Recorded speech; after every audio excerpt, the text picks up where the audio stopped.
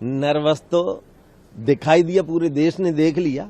जिस एसआईआर को लेकर इन्होंने पिछला सत्र चलने नहीं दिया और आज इस बार की लोकसभा के प्रारंभ के 2 दिन नहीं चलने दिए, उसके जवाब आते से ही और ये भाग गए हैं, सदन छोड़ के गए हैं।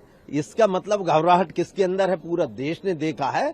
और ये देश के गृह मंत्री हैं, घबराने की बात नहीं है। इन्होंने तो इतने जुल्म किए थे उस समय जब इनकी सरकारें थी, उस समय हम नहीं घबराए। तो अब तो पूरे देश में हमारी विचारधारा की सरकारें हैं और अब कोई हिंदुत्व या कोई भारत का नागरिक अब घबराने का काम नहीं, अब तो आत्मगौरव बढ़ाने के दिन आ गए। इनके एक और लीडर राजीव शुक्ला, उनका कहना है कि बीजेपी के लीडर्स को नींद में भी जो है नेहरू और गांधी जाते हैं। नींद में आने का नहीं, जो उन्होंने गलत काम किए थे, जो उनको कहे को कर्म हुए थे उनके द्वारा, उन सबको अब देश के सामने उजागर हो रहे हैं, वो तथ्य सामने आ रहे हैं। तो ये बौखलाए हुए हैं, ये घबराए हुए हैं और इनके पास अब कुछ बचा नहीं विपक्ष के पास, और इसीलिए वो इन सब बातों को कहते हैं।